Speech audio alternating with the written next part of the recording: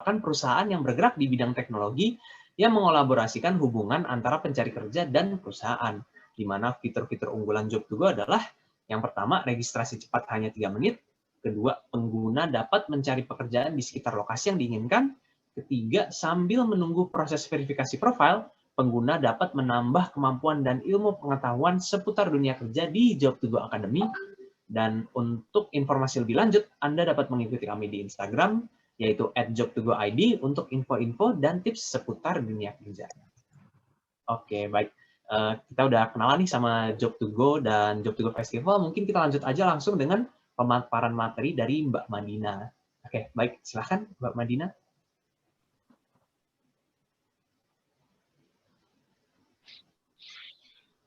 Oke, terima kasih Mas Brian atau Mas Brian. Selamat sore teman-teman semua. Nama saya Madinatul Fadilah.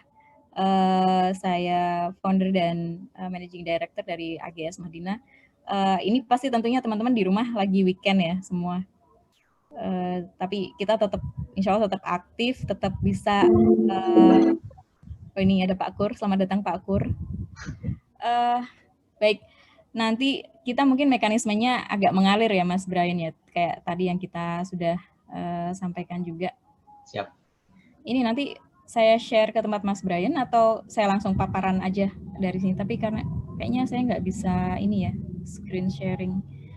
Baik, sebenarnya kalau kita bicara tentang bisnis atau kita mau memulai usaha, itu sebenarnya apa yang harus kita persiapkan adalah yang penting minatnya dulu. Itu yang pertama.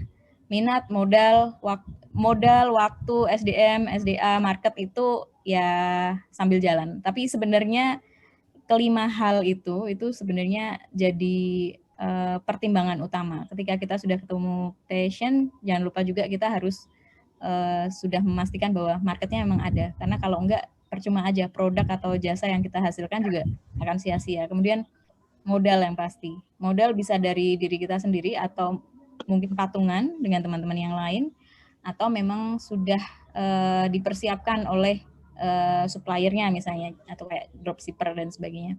Kemudian waktu.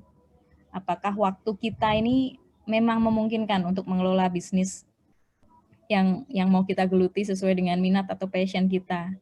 Yang keempat tadi ada SDA atau SDM-nya. Apakah kita memerlukan sumber daya alam di sekitar kita atau SDM semacam apa yang kita butuhkan untuk menjalankan bisnis kita. Dan tetap market is market ya. Jadi teman-teman jangan lupakan itu, karena tanpa market kita nggak akan bisa jalan. Nah setelah itu baru kita ngobrol nih masalah ruang lingkup usahanya. Ruang lingkup usahanya nih kayak misalnya di ibu-ibu di pasar gitu, ya emang dia jualannya pisang, ya udah pisang aja sampai kapanpun dia spesifik di pisang. Tapi pisangnya macam-macam misalnya kayak gitu. Atau kalau misalnya itu dari sisi perdagangan, atau nanti misalnya kita sukanya di bidang industri pun macam-macam. Ada industri yang sifatnya memang berat, ada yang industri yang memang dia di sektor jasa. Jasa pun itu sangat luas ya. Ini sayang banget ya Mas, kita nggak bisa nge-share ya. Tapi nggak apa-apa sih. Sebenarnya teman-teman ketika misalnya ngobrol. Kelihatannya udah bisa ya? Iya, kelihatannya udah bisa share sih harusnya. Mungkin mau dicoba lagi. Oke, atau saya kirim ya. Oke, kita coba. Sini aja. Ya. Nah, oke. Ini aja dulu. Aku coba. Ya.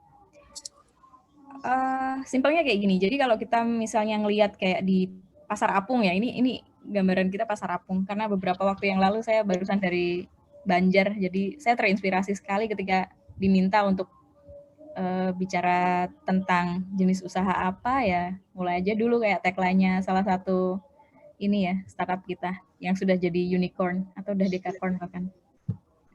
Jadi itu, kalau kita bicara masalah jenis usaha itu hal-hal yang harus dipertimbangkan, nomor satu yaitu tidak hanya minat, tapi ada modal, waktu, SDA, SDM, dan market. Yang kedua, ruang lingkup usaha tadi. Kalau emang mau jualan pisang ya pisang aja. Tapi kalau emang mau hetero ya sekalian tuh ada kacang, ada manggis, ada produk-produk yang lainnya yang mendukung market.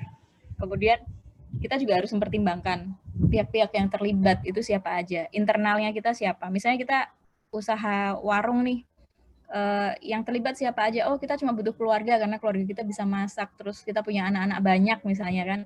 Ada yang nyuci, ada yang melayani konsumen dan sebagainya. Kayak di misalnya kayak warteg gitu kan, itu usahanya usaha keluarga sekali. Kemudian pihak-pihak eksternalnya, misalnya kita harus berurusan dengan siapa. Kalau misalnya kayak startup itu kan, dia juga harus mempertimbangkan kalau dia aplikasi, ya dia harus mempertimbangkan apa saja sih yang dibutuhkan oleh Kominfo misalnya semacam itu. Kemudian kalau startupnya di bidang payment juga dia harus apa aja sih yang harus comply terhadap perizinan di OJK dan juga di BI. Kemudian yang tidak kalah penting karena ini akan membawa kita kepada masalah hukum, kita juga harus menilai resiko kepemilikan aset dan resiko kepemilikan saham. Atau teman-teman biasa nyebut invest dong gitu kan. Tapi apa sih investasi? Investasi itu kan sesuatu yang sebenarnya kita jualan resiko. Jadi kalau misalnya teman-teman nih sudah memberanikan diri untuk nyebar investasi, ini kita bicara bukan investasi yang dalam artian seperti di pasar modal ya, investasi yang kita untuk bisnis kita sendiri, ya diupayakan kita harus ngerti sebenarnya benar nggak sih kita butuh investasi itu, atau jangan-jangan sebenarnya kita udah mampu tapi karena kayaknya nih kalau kita punya usaha terus nggak ada investasi tuh nggak greget gitu, padahal sebenarnya itu salah kan. Sebenarnya investasi yang paling penting ya ketika kita sudah mampu nih untuk berdiri dan running. Nah, banyak yang terjebak, mereka sebenarnya bisa running tanpa kemudian ada tambahan investasi, karena tambahan investasi itu sebenarnya resiko buat kita selaku pemegang saham. Jadi jangan salah, kita sebagai direktur, apalagi direktur utama, itu pasti kita akan dikejar-kejar in the end of the day, baik oleh investornya maupun oleh pihak-pihak yang berwenang terhadap aset perusahaan. Jadi tanggung jawab, nanti ini sebenarnya ada pembahasan khusus ketika kita bicara masalah perusahaan. Perusahaan itu dalam artian ketika saya menyebut perusahaan berarti badan usaha yang berbadan hukum maupun tidak berbadan hukum, tapi dia adalah entitas legal. Nah, kalau resiko kepemilikan aset, ketika misalnya ada salah satu para pemegang saham kita, atau salah satu pemegang saham ya, salah satu pemegang saham, aku nih nggak punya duit loh, aku punyanya keahlian. Ya kita nilai dengan keahlian dia itu berapa yang bisa memberikan kontribusi ke perusahaan. Itu juga harus ada appraisalnya yang khusus untuk menilai keahlian. Jadi tidak bisa kita sebutkan bahwa keahlian semacam itu nilainya segini. Itu sangat subjektif dan itu mencederai rasa keadilan dari para pemegang saham yang lain. Itu kalau dari sisi teori kesadaran hukum misalnya kan di dalam perusahaan. Ini nanti kalau kita bahas kayak gitu nanti serius ini. Jadi anak-anak fakultas hukum nanti. Lalu yang kelima, selain resiko pemilikan aset, misalnya salah satu pemegang saham dia nggak punya apa-apa, dia punya keahlian, atau pemegang saham yang lain, saya nggak punya uang nih, nggak punya cash, saya nggak punya keahlian, tapi saya punya tanah. Nah, inbrank itu pun harus ada akta, dan itu harus notarial. Tidak bisa inbrank tanah, kemudian dihargai, disepakati oleh para pemegang saham, kemudian dibuatkan perjanjian, tanahmu masuk ya ke perusahaan, kita nilai segini, nggak bisa. Karena inbrank itu harus dengan akta notarial, dan akta notarial itu dinilai dari appraisal juga ininya, valuasinya. Jadi jangan mentang-mentang ya udahlah, yang penting kan jalan dulu nih, kita masukin semua. Atau punya mobil misalnya, mobilnya buat dipakai operasional sehari-hari sampai kilometernya ampun-ampunan, tapi ya udahlah karena dia nggak juga ini kan, nggak juga merasa keberatan, akhirnya dipakai terus. Padahal itu sebenarnya punya valuasi tersendiri terhadap jalannya usaha. atau jalannya perusahaan. Nah, itu juga harusnya disadari oleh para pemegang saham maupun manajemen. Kemudian ada pertanggungjawaban resiko usaha. Nah, ketika kita udah nih, aku passionnya di sini, tapi orang kadang lupa mempertimbangkan resiko usaha. Resiko usaha itulah yang nanti sebenarnya ketika kita mau penutupan perusahaan itu yang paling agak istilahnya tidak disangka-sangka. Karena orang mau berusaha itu pasti pengennya langgeng, tapi ketika kita menjalani usaha itu kan ada aja kan sebenarnya, bisa jadi ada kendala ini itu, sehingga memaksa kita harus menutup usaha for any reason. Any reason itu maksudnya internally para pemegang saham sendiri atau manajemennya kacau atau gimana, atau karena eksternal, misalnya di suatu negara atau di Indonesia itu memang tidak memungkinkan lagi adanya usaha tersebut gitu.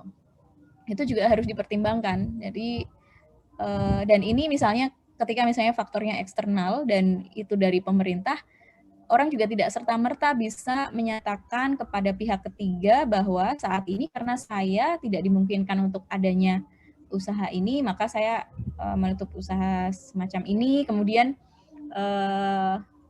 tidak memberikan apa yang seharusnya diberikan kepada pihak ketiga dengan alasan force majeure. Kayak gitu. Jadi nanti ada pembahasan sendiri kenapa di masa pandemi semacam ini tidak semua orang juga bisa menerima itu alasan force majeure gitu. Itu latar belakangnya cukup panjang antara force majeure atau terkait dengan asas yang lain yang memang belum diadopsi di Indonesia. Tapi kalau force majeure itu pertanggungjawabannya beda. Kemudian pembagian keuntungan dan kerugian. Pembagian keuntungan dan kerugian di sini namanya usaha itu kan tidak hanya selalu untung, ya kan? Ada kalanya usaha itu mengalami kerugian. Nah, itu siap nggak? Ketika kita misalnya nih, yuk kita patungan yuk bikin usaha kafe gitu. Sebulan, 2 bulan, 3 bulan kan belum balik modal tuh. Bahkan kadang masih hitungannya masih minus. Siap nggak para pemegang saham ini ngadepin minusnya? Kalau siap sih oke. Tapi nanti kalau udah jalan nih, yang namanya kerugian itu kan kalau di awal-awal masih maklum nih, 3 bulan, 6 bulan pertama, oh belum untung gitu. Nah nanti udah nanjak, untung nih, tiba-tiba ada fasenya merugi. Siap nggak ngadepin kerugian itu?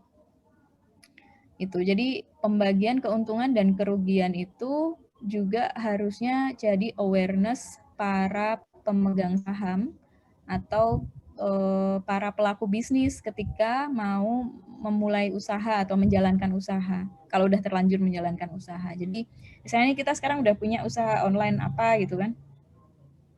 Tapi kita ketemu di webinar ini ya tolong dipertimbangkan lagi, harus ada awareness terkait dengan pembagian keuntungan dan kerugiannya.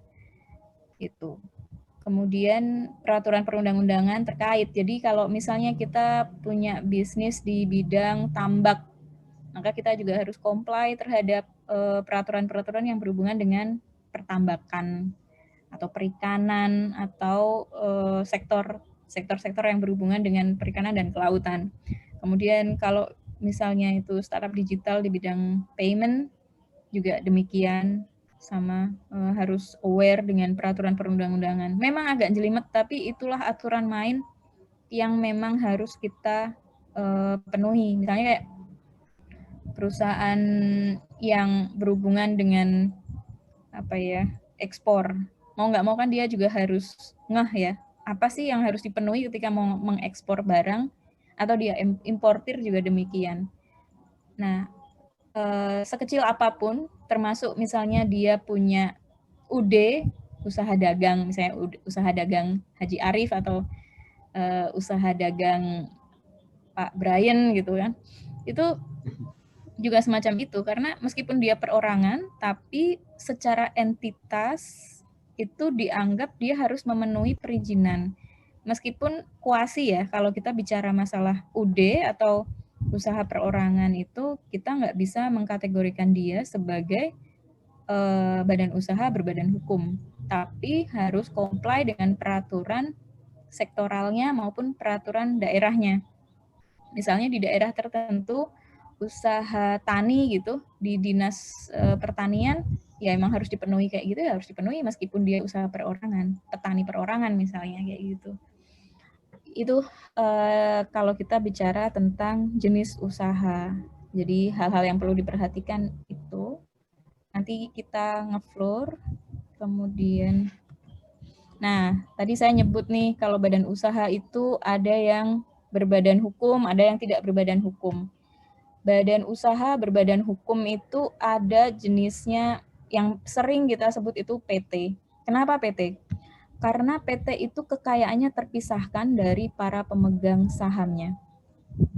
Dia di PT itu atau perusahaan dianggap sebagai entitas manakala, ini secara teorinya ya, manakala satu, kekayaan PT terpisah dari kekayaan para pemegang sahamnya. Yang kedua, dia didaftarkan. Dia lahirnya PT itu ketika dia sudah disahkan oleh negara. Jadi kayak anak lahir. Anak itu kan butuh akte. Bedanya dengan manusia itu dianggap hidup ketika kepentingannya menghendaki, bahkan ketika masih di dalam kandungan. Jadi tanpa akta pun dia tetap aja seorang manusia. Nah, tapi kalau PT itu harus diakui sama negaranya. Perlu pengesahan. Koperasi juga demikian. Bedanya PT dan koperasi, pengaturannya, kemudian tanggung jawabnya, serta modalnya, serta institusi yang nanti melingkupi koperasi itu sendiri. Siapa yang membina dan sebagainya. Jadi kalau kita bicara koperasi itu ya memang yang paling cocok di Indonesia kalau di beberapa perbincangan memang koperasi yang paling cocok. Tapi kan semakin ke sini orang juga kalau dengan koperasi mungkin kita harus mengumpulkan 20 tanda tangan atau 10 tanda tangan kalau sekarang. Itu bisa, tapi kalau PT kan cuma minimal 2 orang. Bahkan sekarang bisa mendirikan PT UMKM hanya dengan 1 orang kayak di Singapura atau di Malaysia atau di beberapa negara lain yang sudah mengakui sole proprietary. Itu kemajuan, tapi kita masih menjadi hal baru. Jadi perlakuannya sebenarnya di Indonesia sendiri, meskipun kita bisa membuat PT perseorangan dan itu harus UMKM, tapi batasan-batasannya masih sangat banyak, termasuk terkait dengan pajak.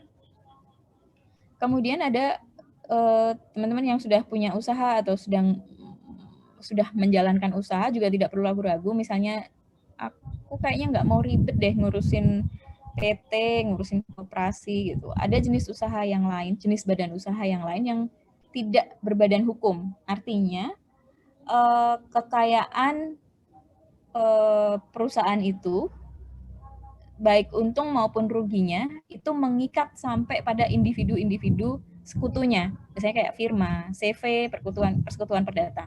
Nah, jadi kalau kita bicara masalah firma, CV, persekutuan perdata, sampai kapanpun yang namanya untung dan rugi itu melekat pada personalnya. Jadi kalau misalnya, makanya biasanya kalau teman-teman membentuk firma atau CV itu harusnya lebih hati-hati. Karena kalau kita sampai merugi, berarti harta pribadi kita yang nanti akan tertarik. Apalagi kita sebagai sekutu aktif secara de facto. Ada beberapa hal yang membedakan. Di atas kertas mungkin dia sekutu pasif, tapi ternyata dia sekutu aktif secara de facto. Dan itu bisa dibuktikan dengan beberapa dokumentasi. Misalnya dia, investasi nih, dia terima, dia tanda tangan. Tuh. Jadi ketentuan dia sekutu aktif atau pasif itu bukan dari atas kertas sekarang. Pajak, khususnya teman-teman di pajak ya, sudah bisa mendeteksi apakah dia sekutu aktif atau sekutu pasif secara de facto. Jadi teman-teman sekarang ketika memulai usaha, apapun badan usahanya ya harus sesuai dengan undang-undang saja. Dan kenyataannya memang harus semacam itu. Jadi tidak usah dimanipulasi, karena sebenarnya ketika kita memanipulasi peraturan, itu pada hakikatnya kita memanipulasi diri kita untuk sesuatu yang di belakang hari memang kita nggak bisa manipulasi. Jadi kita bisa manipulasi sekarang, tapi belakangan pasti akan ada yang harus kita bayar. gitu. Terus kemudian ini ada firma, CV, persekutuan perdata. Bedanya apa sih ini? Kalau firma itu ketentuan akar pengaturannya itu ada di KUH Dagang. Kemudian kalau CV juga semacam itu. Kemudian persekutuan perdata, namanya aja persekutuan perdata, itu ada di KUH Perdata. Jadi biasanya ini teman-teman di law firm ya, law firm atau accounting. Biasanya di bidang jasa konsultasi itu. Tapi sekarang banyak jasa konsultasi atau perusahaan-perusahaan jasa juga sudah menggunakan PT. Nah, sebenarnya penggunaan persekutuan perdata sendiri misalnya, kenapa pilihannya persekutuan perdata, kenapa nggak firma misalnya, teman-teman yang punya usaha jasa ya. Itu biasanya lebih pada ketika sebenarnya tahu atau enggak ya, tapi ketika misalnya teman-teman berkonsultasi sama notaris, biasanya kan kalau usaha itu orang larinya ke notaris ya, jarang yang ke lawyer ya. Jadi ketika misalnya ketemu sama notaris, notarisnya emang lebih senangnya bikin aktenya akte persekutuan perdata nih. Gitu. Ya nanti akan dibawa ke persekutuan perdata. Tapi kalau kita pengen menggali lebih lanjut, sebenarnya pertanggungjawabannya semacam apa kalau firma, kalau CV, kalau persekutuan perdata, itu ya ada plus minusnya dari firma, CV maupun persekutuan perdata. Nah, ini nanti kita akan bahas dengan terlebih dahulu, mungkin ada pertanyaan dan sebagainya. Jadi kayaknya diskusinya lebih mengalir, karena kalau saya ceritakan satu persatu tentang badan hukum nanti jadinya kuliah dan nggak ngabuburit kita. Gitu ya, Mas Brian. I see. Oke. Kayaknya slide-nya cuma 3 aja. Saya nggak mau berpanjang-panjang juga, nanti agak kerepotan buat kita. Oke. Ini kita bisa lanjutnya langsung ngobrol aja kali ya, sama mungkin untuk sobat kerja yang kalau ada pertanyaan boleh langsung on cam dan on mic, atau enggak langsung tulis saja di chat ya, sembari kita lanjutkan webinarnya tadi. Oke, jadi sebenarnya tadi ada hal yang saya cukup tertarik nih, Mbak Madina, mengenai perbedaan antara persekutuan perdata sama firma tadi. Apa sih emang untuk perusahaan jasa itu plus minusnya apa ya untuk memilih persekutuan perdata atau firma gitu? Oke, Atau mungkin PT, Pak? ya. Sebenarnya kalau dari sisi pertanggungjawabannya sama, tapi kalau persekutuan perdata itu mungkin karena keperdataan ya, jadi sebenarnya tidak untuk mencari keuntungan. Awalnya semacam itu. Jadi kalau misalnya ada persekutuan perdata, dia punya NPWP, kemudian ternyata dia punya penghasilan.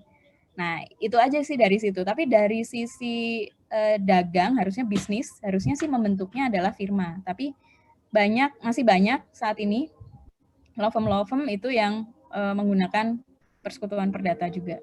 Itu hanya memang karena di notarisnya mungkin kebanyakan memang senangnya bikin akte persekutuan perdata atau taunya memang itu. Tapi sebenarnya kalau untuk ada aspek komersilnya, harusnya yang dibuat adalah firma. Jadi firma itu memang untuk tujuan bisnis, sementara persekutuan perdata itu lebih luas lagi untuk hal-hal yang non bisnis pun juga bisa. Kayak misalnya kita mau bikin persekutuan kayak gereja itu kan persekutuan ya. Nah, itu persekutuan perdata sebenarnya. Jamaah-jamaahnya dikumpulin, atau masjid itu sebenarnya persekutuan perdata. Tapi itu sangat tipis akhirnya dengan yang namanya ormas. Jadi kalau ormas itu badan hukum tapi bukan badan usaha kan. Jadi ya.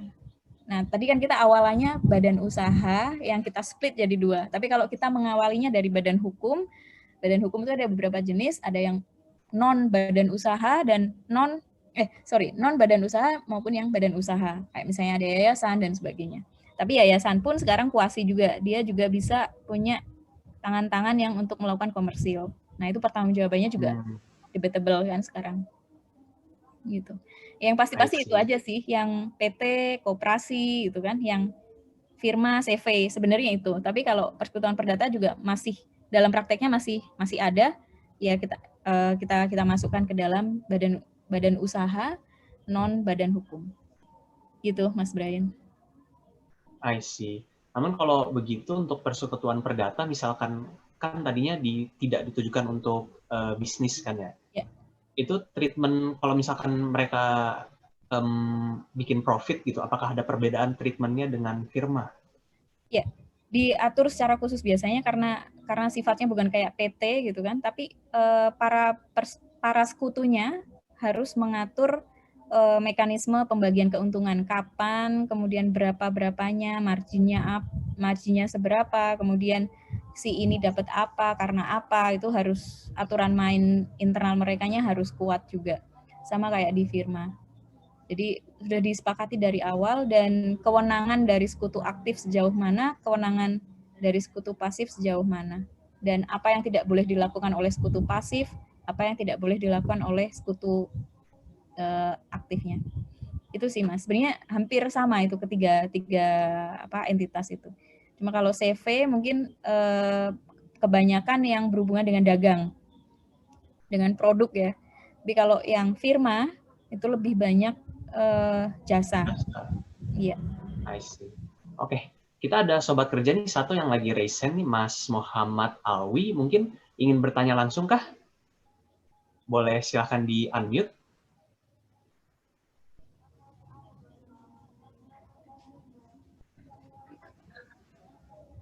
Iya, terima kasih Kak atas kesempatan yang diberikan Kak. Ya, jadi saya mau menanyakan ini Kak. Halo? Ya, silakan. Mas. Ini Mas, mungkin dalam kesadaran untuk membuat perusahaan itu sudah ada, tapi kendala-kendala yang seperti kendala perizinan seperti itu, terus untuk memulai usaha agar tidak mengalami kendala mungkin. Jadi kira-kira pandangan Kak dan solusi apa yang bisa kita lakukan gitu untuk menghadapi masalah kendala dalam itu membuat perusahaan seperti firma misalnya. Terima kasih Kak. Jenis usahanya apa dulu ya Pak? Kendalanya semacam apa misalnya? Ya misalnya kendala ini dalam perizinan usaha gitu. Dalam Oke. ya. Biasanya gini, ketika kita mulai usaha, kan kita tadi udah sampaikan ya hal-hal yang perlu diperhatikan. Jadi kita pertimbangkan dulu. Kalau misalnya dari sisi perizinan berarti peraturan kan di poin ke-7. Kalau dari peraturan perundang-undangan kita udah paham, oh ternyata perizinannya nanti butuhnya ini. Nah itu harusnya kendala di bidang perizinan, misalnya dalam prakteknya itu kan sekarang dilakukan oleh PTSP. Jadi kalau misalnya teman-teman nih bikin usaha, biasanya teman-teman notaris yang bantuin kan, untuk dari mulai akta sampai ada yang sampai ke perizinan, ada yang cuma akta dan SK aja, kemudian kita urus perizinannya sendiri karena PTSP sekarang lebih singkat. Dan itu bebas, jadi teman-teman ketika misalnya dari notaris sudah selesai akta dan SK-nya, SK Kumham, kemudian teman-teman melanjutkan proses NIB. Kemudian setelah NIB muncul, ada izin lokasi, izin macam-macam, itu biasanya sudah ada di platformnya PTSP. Atau misalnya teman-teman yang tidak begitu familiar, biasanya menggunakan jasa perizinan. Atau di beberapa law firm, kayak law firmnya kita itu juga ada yang secara spesifik kita melakukan perizinan juga. Karena itu bagian dari service ketika setup company, khususnya perusahaan-perusahaan asing yang dia tidak punya perwakilan di Indonesia, atau UMKM yang dia sudah sibuk ngurusin bisnisnya. Jadi untuk urusan yang berhubungan dengan legal, biasanya kita yang menghadapi. Jadi udah tinggal jadi, misalnya sampai paket apa tergantung kan, cuma sampai di perizinan aja atau sampai haki misalnya. Ya kita bantuin dari sisi haki. Tapi sebenarnya Bapak dan Ibu bisa melakukan itu sendiri, cuma butuh ketelatenan dan butuh pendekatan khusus ketika menghadapi perizinan. Dan kadang kalau berhubungan dengan perizinan itu seninya di situ. Jadi sabar-sabarnya yang mengurus perizinan. Ada yang sistemnya kadang down, entah down-nya tuh down bener atau enggak kan. Dan kita harus melakukan treatment khusus. Nah, kalau kenapa kebanyakan di law firm atau mungkin di jasa perizinan, karena ya kita udah tiap hari ngadepin itu. Jadi cost untuk menunggu, untuk sabar, itu cost-nya udah ditanggung sama cost layanan kita. Jadi tidak begitu painful buat para pelaku usaha untuk melakukan perizinan sendiri. Tapi biasanya ya gitu, oh ini mahal banget nih kalau kayak gini. Tapi kalau jalan sendiri ternyata lebih mahal gitu. Nah, itu semacam itu. Tapi itu pilihan. Ada yang memang kepuasannya jalan sendiri ya, kita bebaskan untuk jalan sendiri. I see. Oke. Terima kasih untuk jawabannya Mbak Madina. Mungkin kita bisa move on ke pertanyaan lain nih. Ada sobat kerja nih yang ngechat pertanyaannya. Selamat sore Job to Go dan Ibu Madina. Terima kasih atas kesempatan berbagi wawasan di sore hari ini. Saya izin bertanya, jika saya sudah memiliki ide bisnis berbasis aplikasi dan baru ingin memulai bisnis tersebut, apakah saya harus menyiapkan berkas-berkas dan perizinan usaha terlebih dahulu atau saya bisa memulai bisnisnya saja terlebih dahulu? Terima kasih. Oke. Kalau ini berarti di bidang aplikasi ya. Kalau aplikasi kan kebanyakan teman-teman developer nih mulai aja dulu kan. Jadi ngumpul, yuk bikin ini yuk. Bikin dulu. Tapi sambil memang mempersiapkan berkas. Misalnya kayak kalau orang mau mendirikan perusahaan kan dia butuh KTP, NPWP, KK, dan sebagainya. Jadi disiapkan dulu sebelum nanti ketemu notaris atau law firm yang membantu dia. Nah, kalau misalnya berhubungan dengan perizinan juga nanti setelah masalah aktenya kelar, baru nanti siapkan perizinan. Karena perizinan itu syarat-syaratnya pasti setelah akte dan SK-nya jadi. Akte, SK, NIB, kemudian NPWP keluar, SKT keluar, itu basic perizinan yang harus teman-teman punya sebelum mengurus perizinan lebih lanjut. Termasuk nanti kalau teman-teman menyewa, nah ada hal yang paling penting juga. Jadi ketika teman-teman memulai usaha, jangan lupa juga untuk di mana letak posisinya, jangan sampai kantornya atau domisili usahanya. Karena kayak misalnya teman-teman di Jakarta ini tidak semua zonasi itu adalah zonasi untuk komersil. Jadi tidak memungkinkan untuk dikeluarkannya domisili, misalnya kayak gitu. Jadi itu harus ditanyakan. Misalnya teman-teman tinggal di apartemen, oh aku mau mulai dari sini atau dari garasi, misalnya kan kalau teman-teman di aplikasi kita mulai dari garasi loh ya. Iya, mulainya dari garasi, tapi ketika nanti sampai di tahapan perizinan tidak mungkin lagi tuh alamat di garasi kan. Jadi gitu. Jadi harus menentukan dulu. Ada juga yang ini kan juga kita kerjasama dengan beberapa virtual office misalnya. Nah, kadang kita yang klien-klien kita yang memulai usaha itu tidak begitu memahami kenapa sih harus bayar sewa kantor dulu, padahal kan saya belum running. Tapi jangan salah, perizinan itu mengharuskan adanya domisili. Domisili bisa keluar kalau kita nggak sewa, gimana? Ya kan? Jadi pasti sebulan 2 bulan pertama itu kita harus sudah bayar dulu sewanya.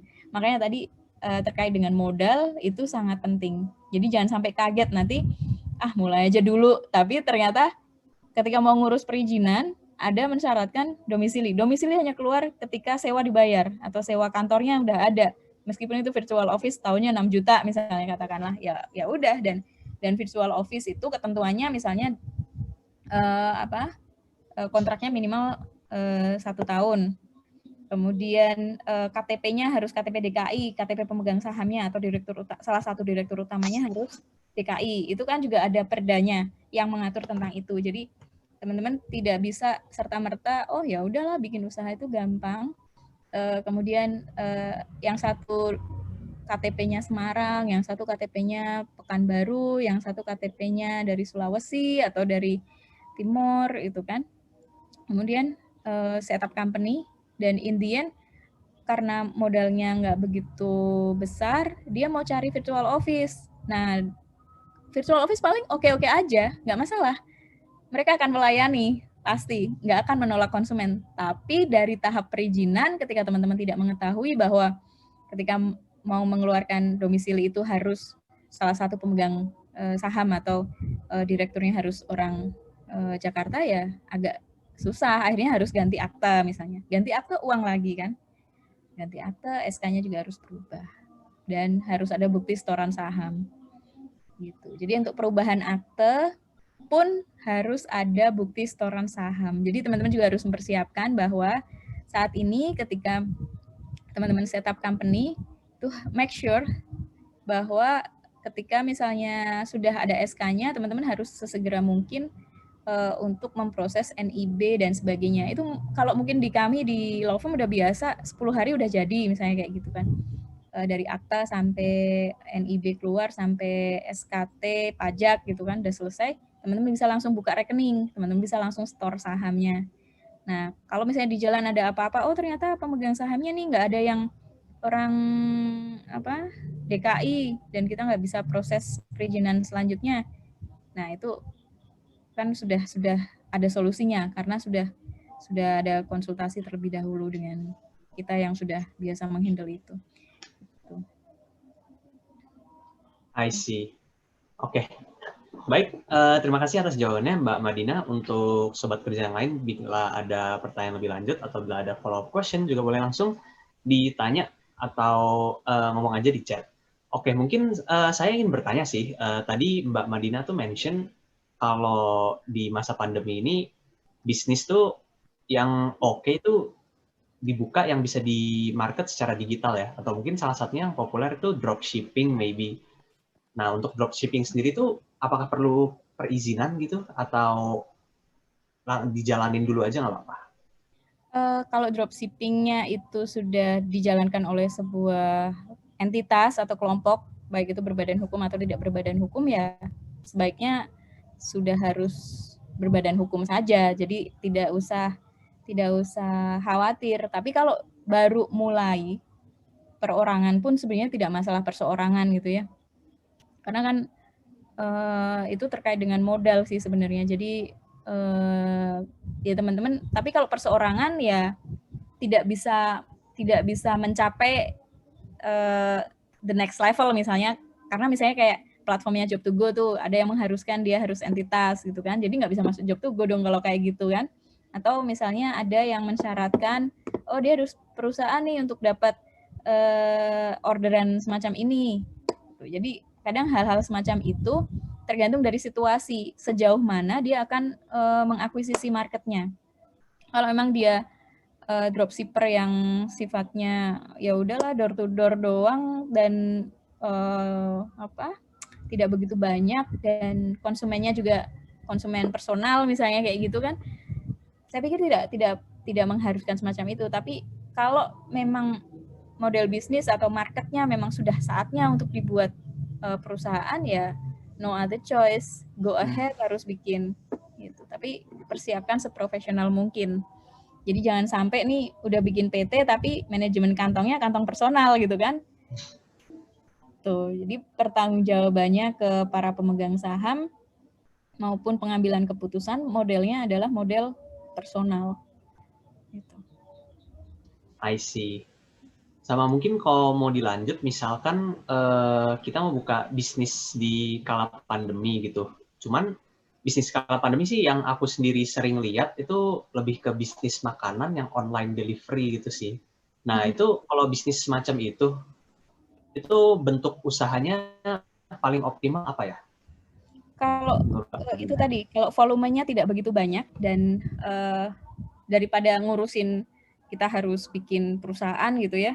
Perusahaan itu kan juga resources-nya banyak ya. Kecuali kita memang udah punya target tertentu dan memang kita harus perusahaan ya. Jadi misalnya kayak volumenya cuma untuk sahur, itu pun yang pesen cuma 3 orang gitu. Kalau buat setup company nggak worth it macam itu. Tapi kalau emang sudah banyak dan ternyata ada rumah sakit nih, Wisma Atlet butuh kita, tapi masukinya ke sana itu harus pakai PT misalnya. Daripada pinjam PT orang, terus kita dipotong misalnya ada bendera gitu kan, fee bendera dan sebagainya, padahal tanggung jawab ketika kayak gitu tuh kan ke, ya benar itu ke PT-nya, tapi tidak semua PT juga mau dipinjemin bendera. Kemudian marginnya harus dipotong. Mau nggak marginnya dipotong? Nah, daripada marginnya dipotong, mendingan dialokasikan buat setup company. Kalau selisihnya cuma 12, misalnya setup company kan normal ya 12 jutaan gitu kan. Saya pikir ya go ahead with 12 juta daripada setiap kali ada order dipotong 10% yang nilainya sampai berapa, misalnya 56 juta gitu kan. Gitu kayak gitu. Jadi harus dipertimbangkan kalau bikin usaha, selain masalah yang tadi itu, yang volume dan sebagainya, kemudian dipertimbangkan marginnya ketika dipotong, itu apakah cukup worth it untuk kita setup company. I see. Tapi berarti untuk misalkan usaha yang volumenya belum begitu gede tuh urgensi buat mengukuhkan sebagai bentuk usaha itu nggak terlalu urgent ya berarti ya? Kalau gede iya, kalau menurut saya ya, kalau selama masih volumenya nggak begitu gede, jalan aja dulu. Kemudian setelah misalnya market itu menghendaki bahwa kita harus membuat badan usaha, ya secepatnya bikin badan usaha, jangan sampai terlambat. Nanti kalau misalnya nih dapat order dari rumah sakit, tapi karena kita belum bikin PT, tahu-tahu udah telat, udah disamber sama PT yang lain, kan sayang. Padahal rasanya kayaknya dari tes kita kayaknya lebih enakan kita gitu kan. Atau kita jadi subkon akhirnya, subkonnya si PT itu kan sakit banget kan. Jadi bisa dua-duanya, Brian. Jadi kalau misalnya kita emang udah punya sasaran nih, nanti ke depan saya punya target itu rumah sakit itu nanti akan jadi market saya, atau perusahaan itu nih akan jadi market saya, misalnya di pelayaran gitu kan. Bayangin kalau kita jadi cateringnya pelayaran itu kan lumayan. Jadi itu harus dipertimbangkan. Oh memang targetnya ke sana, ya harus seawal mungkin kita udah siap-siap untuk mencaplok target itu gitu. I see. Jadi emang harus di planning dulu ya dari usahanya, jenis usahanya seperti apa. Terus kalau udah jalan, emang kita harus semacam melihat gitu oportunitas ke depan, sebaiknya kapan sih untuk mengukuhkan jadi badan usaha gitu ya? Ya, test the water dulu sih kalau saya ya. Jadi kayak misalnya sama aja kayak lawyer gitu kan. Ada yang dia emang enjoy jadi street lawyer, dia nggak perlu bikin firma. Firma kan ribet nih, ngurusin pajaknya, ngurusin anak buahnya, ngurusin kantor, ngurusin perkara gitu kan. Ya dia cuma jadi, akhirnya tapi dia karena dia nggak punya kantor, ya dia jadi ngesap ke beberapa kantor gitu. I see. Tidak ini ya. Ada lagi? Oh, mungkin ada pertanyaan lagi dari Mas Michael Wijaya nih, sobat kerja yang tadi nih. Jadi Mas Michael, ya, Mas, di atas tuh ada yang selamat sore Bu Medina, gimana cara membuka usaha tanpa di atas ada juga ya? Iya. Yang Ya. Usaha tanpa modal, apakah itu adakah usaha tanpa modal? Kalau bicara modal, mungkin teman-teman di Fakultas Ekonomi lebih ngerti ya, modal itu apa sih gitu kan. Kalau saya dari kacamata hukum, modal itu memang macam-macam ya. Tapi yang saya bahas di sini ketika kita mau membuat ini aja laporan. Jadi kalau modal ya either itu cash atau yang setara dengan cash atau aset misalnya, itu bisa dijadikan modal. Tapi sekali lagi terkait dengan capital atau modal ya, bahkan keahlian pun itu modal. Jadi kalau usaha tanpa modal, ada kayak dropshipper misalnya kan, itu tanpa modal, tapi tetap aja pakai modal kan, koneksi internet, handphone, paling tidak itu. Jadi kalau usaha tanpa modal, modal kepercayaan aja itu sudah modal, Bu atau Mbak ini. Jadi kalau saya sih nggak sepakat ya usaha tanpa modal. Usaha itu harus dengan minimal keringat yang kita keluarkan. Kalau usaha nggak pakai keringat, nggak pakai pikiran, nggak pakai apapun, itu bukan usaha, itu mager namanya. Gitu. Itu sih simpelnya semacam itu, Bu. Jadi kalau usaha tanpa modal, misalnya utang gitu ya, utang itu tetap modal kan, akan harus kita bayar di kemudian hari, manakala tagihan janji tagihnya itu memang harus dibayarkan. Jadi semacam itu. Dan saya tidak sarankan untuk teman-teman yang baru memulai bisnis untuk utang, karena utang itu penyakit. Jadi siang nggak tenang, malam gelisah. Jadi sebaiknya tidak perlu ada utang. Mau utang itu berbunga, mau utang itu tidak berbunga. Yang jelas utang itu malu-maluin. Ada utang yang nggak malu-maluin. Meskipun itu ke orang tua kita. Mungkin orang tuanya ya udah nggak apa-apa, pakai aja uang papa gitu kan. Tapi kalau buat saya itu sangat beban ke usaha kita. Jadi itu sih. Tapi mungkin bagi sebagian orang ya udahlah, karena ada dari orang tua kan, kita pakai aja gitu. Tergantung culture yang terbentuk di keluarga juga. I see. Jadi sebenarnya modal ya, usaha tuh emang ya harus ada modal. Nggak mungkin ya, usaha tanpa modal. Betul. Oke. maybe kita move on nih ke pertanyaannya Mas Michael nih. Jadi Mas Michael nih punya satu lagi pertanyaan nih. Jadi pertanyaan adalah, berarti membuat legal in a company is a must ya Bu? Atau bisa menggunakan jasa konsultan atau advisor? Terima kasih. Oke. Kalau membuat mempunyai legal di company itu emas. Sebenarnya maksudnya legal officer ya berarti, atau orang legal. Orang legal itu kadang nggak kelihatan ininya signifikansinya. Jadi kadang company yang baru terbentuk, nanti aja deh, kan kita bisa meng-hire konsultan hukum misalnya.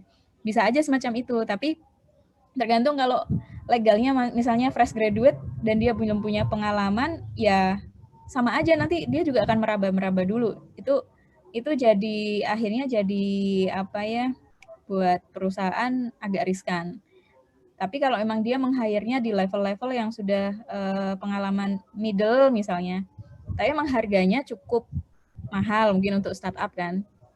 Jadi ya perlu dipertimbangkan. Kalau misalnya dia memilih orang legal dengan pengalaman 5 tahun, yaitu middle kan, udah cukup buat dia untuk bisa melindungi kepentingan perusahaan misalnya, atau minimal menjalankan fungsi-fungsi perizinan atau fungsi-fungsi legal lainnya. Kan tidak hanya perizinan ya, ada drafting, ada macam-macam. Tapi sekali lagi legal itu jam terbang sih. Jadi kalau teman-teman memang budgetnya segitu dan memang sanggupnya baru memilih legal dengan middle experience, ya nggak masalah. Tapi saya tidak sarankan kalau teman-teman membuka usaha, kemudian hanya memilih yang fresh graduate, itu akan sangat berat. Karena di dunia praktis itu banyak hal yang menuntut experience. Tidak hanya kalau dia cum laude gitu, tidak hanya semacam itu. Bahkan kalau di kantor saya yang magang, dia cum laude, tapi dari sisi pengalaman memang ya namanya fresh graduate, ya kita masih tetap tuntun, enggak, karena sangat beda kehidupan akademis dengan kehidupan di dunia kerja yang banyak banget yang nggak diajarkan di kampus kayak gitu. Jadi kalau pertanyaan is it a must or not, itu depend. Ada juga yang perusahaan yang memang dia startup dan akhirnya ya udahlah untuk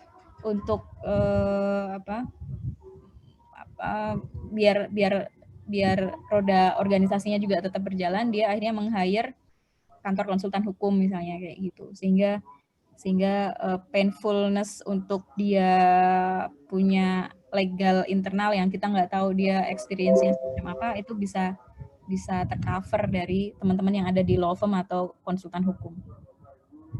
Iya. I see. Oke. Sama dari Mas Michael ini juga ada follow-up question lagi nih. Iya, itu. Jadi perbedaan antara uang yang didapat dari investor sama uang yang dipinjam mungkin dari bank itu apa ya? Atau mungkin bukannya sama aja, sama-sama memiliki utang gitu? Ya, bedanya beda banget sebenarnya. Investor itu investasi kan berarti. Investasi, yang satunya loan. Kalau dasar hukumnya juga beda. Dasar hukum investasi tetap saja itu ya investment itu untung dan rugi. Jadi ketika kita invest atau seseorang invest ke kita, itu artinya dia harus siap untung dan siap rugi. Jadi ketika kita misalnya punya perjanjian investasi, ya siap-siap aja nanti uang kita lenyap. For somehow, apapun yang terjadi, lenyap itu udah harus udah harus dipersiapkan secara mental oleh si investor, dan mitigasinya semacam apa. Ini kalau misalnya kamu invest 100.000 terus nanti tinggal 10.000 gimana, itu harusnya sudah concern ya oleh yang mendapatkan investasi maupun yang investornya. Nah, rata-rata kan kalau kita nawarin investasi nih nggak dijelaskan nih, uangmu bakalan lenyap loh, atau minimal margin kita hanya tinggal 10.000 loh duitmu kalau sama kita gitu. Itu nggak pernah kan. Kalau investasi pitching, mana pernah memberikan kemungkinan terburuknya apa. Dan itu pasti hanya sekilas, kalaupun diminta untuk pitching dan memaparkan resiko misalnya. Itu hanya sekilas aja. Kalau bisa sih investornya nggak begitu notice ya. Tapi kalau buat teman-teman yang misalnya mau menarik investor atau memberikan investasi ya, itu sangat penting. Dan itu investor-investor yang sudah paham itu pasti dia akan tarik ulurnya pasti akan lama. Kemudian bedanya apa dengan meminjam dari bank? Kalau bank itu kredit itu loan. Jadi kalau kita bicara loan itu utang piutang akar perjanjiannya. Kalau utang piutang tunduk pada KUH Perdata, jelas utang piutang itu mengikat harta yang ada maupun yang akan ada. Itu pasti. Dan itu ketika misalnya dia berhubungan dengan jaminan, baik itu jaminan fidusia, jaminan hak tanggungan, jaminan perseorangan, itu akan mengikat pada pihak ketiga untuk juga sama-sama menyerahkan itu. Misalnya perseorangan nih, jaminannya apa? Aku nggak punya jaminan apa-apa nih, asetku udah nggak ada, ini nggak ada. Ya udah aku jaminkan diriku sendiri. Nggak bisa. Jaminan perorangan pun itu harus dilihat. Ini orang punya duit nggak? Gitu. Jadi itu tadi ya bedanya sangat banyak. Jadi kalau tadi investasi itu dia punya si debitor atau bukan debitor, si penerima investasi dia punya kewajiban untuk mengembalikan berapa. Kalau dia misalnya rugi, dia akan menanggung berapa. Kemudian si investor berapa. Tapi untung ruginya itu harus jadi concern bersama. Tapi kalau loan itu nggak ada ruginya. Saya nggak mau tahu kamu rugi atau enggak. Loan is loan. You harus balikin ke aku plus bunganya, plus dendanya kalau ada karena kamu terlambat, plus apa lagi? Ganti rugi misalnya aku nagih kamu tuh harus pakai lawyer nih. Lawyernya harus ngirim somasi, harga somasinya satunya misalnya 15 juta. 15 juta kali 3 somasi, 45 juta kamu harus bayar. Jadi kayak gitu. Jadi kalau misalnya loan itu jelasnya adalah sesuatu yang sudah dijaminkan oleh harta kita saat ini dan yang akan datang. Jadi sampai kapanpun ketika kita punya utang, maka segala harta benda kita itu menjadi jaminan atas pelunasan utang. Itu. I see. Tak terasa nih kita sebenarnya udah berada di 16.59 ya, kayak dikit lagi udah habis sesi webinar kita. Mungkin sebelum kita tutup, Mbak Madina ada kata-kata penutup sebelumnya? Mungkin paling dari saya itu aja sih. Saya senang banget ngabuburitnya cukup produktif ya. Jadi teman-teman di sini meskipun penanyanya hanya beberapa tapi luar biasa sekali. Dan saya cuma berpesan aja ketika mau menjalankan perusahaan atau menjalankan usaha, baik itu dengan perusahaan atau perseorangan, ya comply aja dengan peraturan yang ada, pelajari dulu peraturannya. Atau kalau enggak, misalnya butuh seseorang yang lebih tahu, jangan sungkan untuk menghubungi kayak notaris yang udah berpengalaman di bidang badan usaha. Jangan notaris yang berhubungan dengan tanah ya. Karena kalau berhubungan dengan tanah aja atau PPAT, mungkin dia tidak banyak berkecimpung di dunia bisnis, teman-teman nanti akan kerepotan. Atau mungkin law firm, karena di law firm, dan bukan law firm yang menangani masalah litigasi aja, tapi law firm yang berhubungan dengan korporasi, dia pasti akan lebih update terhadap informasi yang berhubungan dengan perizinan, kemudian korporasi itu sendiri, misalnya mau merger, akuisisi, investasi, dan sebagainya. Last but not least, makasih untuk Job2Go, sukses terus untuk Job2Go, dan demikian yang bisa saya sampaikan. Terima kasih, selamat sore.